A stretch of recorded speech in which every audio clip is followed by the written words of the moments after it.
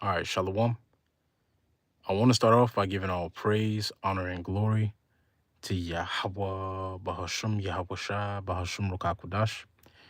I want to give double honors to our apostles and elders of Great Millstone who rule well in grace and peace to you elect around the four winds, believing and pushing this truth in all sincerity. May the blessing of election be upon your houses. This is your fellow servant, Rukoya from the GMS Orlando camp, coming at you with another impromptu lesson. Just thinking out loud, you know, as you see from the title, maintaining the faith even in the face of death. And it was something I was meditating on as I was on my way home from our Saturday camp. Brothers just had Saturday camp, and brothers were speaking about you know uh the new developments geopolitically, that are shaping the prophecy of World War III. And as I was on my way home, I was listening to the elders in Dallas going to the Isaiah 13 breakdown. And when I tuned in, they were speaking about how, once those missiles are shot off, it's really going to be imminent danger. It's not going to take long for those missiles that are shot from Iran, China, Russia, all right, North Korea. It's not going to take long for those missiles to go from their silos to the shores of America, Babylon the Great. You won't have time to go get out of the city. You won't have time to make it to the airport. All right, it's going to be like the elder said. You know, keep yourself safe. May God be with you. That's the only message that's going to be said in that day, because like the scriptures go into, in 1 hour, Babylon is going to be destroyed. All right, once those missiles are shut off, all right, it's going to be imminent destruction for America, Babylon the Great. And it reminded me of a dream that I had a couple of years ago. Going into the same sentiment. You know, um, a couple of going into the vision. It started off with me looking over the city. And the city, the scenery itself was very ominous. The sky was red. It was black. It was dark. And as I looked out over the city was on fire. The city was burning. Already. And as I was looking over the city, and you see the buildings burning. You see the eye is ominous red. You can see the sky getting darker and darker. As the sky got darker and darker, you can see little entrails of the missiles. The clouds that come after the missiles coming closer and closer and closer. And in the dream, I turned around and went inside the house, and ran upstairs, and there was a door to the left hand side that I ran into, and I looked out the window again. And you seen the missiles etching closer and closer and closer. And all that I could think of in that moment was Yahweh Bahashim Yahweh Shai. And as the missiles got even closer, it got to the point where it seemed like the missiles were like 100 yards away. All I did in the dream was hop on the bed, you know, and call on the name of Yahweh Bahashim Yahweh Shai, and everything turned white, you know. And it was like a calming feeling that came after saying the names of the Lord. And after everything turned white, it was a very calming feeling, and then I woke up. Um, but nonetheless, it made me remember the precept in 1 Peter, where it says that the righteous shall scarcely be saved. The righteous shall scarcely be saved. We preach and we prophesy about World War III, and about missiles being shot to America, Babylon the Great. And one thing that entails is us experiencing the missiles being shot. And as we experience the missiles being shot, one thing to keep in mind is to maintain the faith. Maintain the faith, even in the face of death. Because by doing so, all right, the victory will be solidified through the spirit and power of Yahweh Bashim Yahweh Shai. And if you want examples, you could look at some of our forefathers, like Eleazar. All right, in the face of death, he maintained the faith. Or the seven sons in the book of Maccabees, Second Maccabees, the 7th chapter. In the face of death, They maintained the faith and received a good report in the heavens, like it goes into in Hebrews the 11th chapter. Well, the biggest example that we can look to is the author and finisher of our faith, Yahweh Shai, who in the face of imminent death, while he was carrying his cross, his death was imminent, and he knew it, but he maintained the faith even in that hour. And as brothers were talking, about it at camp today, it just made me remember this, remember that point, remember that vision that the Lord gave me a couple of years ago, you know, maintaining the faith even in the face of death.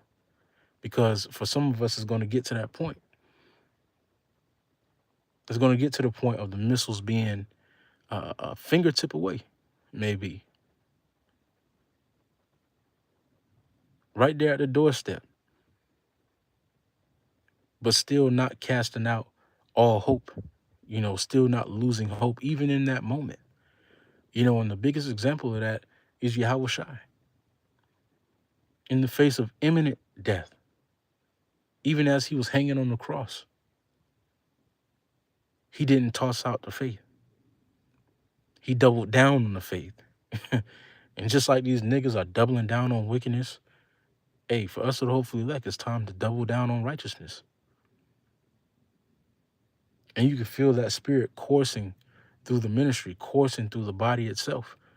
The faith is increasing. The Lord is causing us to increase in the faith, because pretty soon here we're going to go from one glory to another, one faith to another. The faith right now is translated mostly through these e-epistles. But the faith is getting ready to transition to our everyday life. We're getting ready to experience the prophecies that we're constantly going into day in and day out. We're going to experience Jacob's trouble.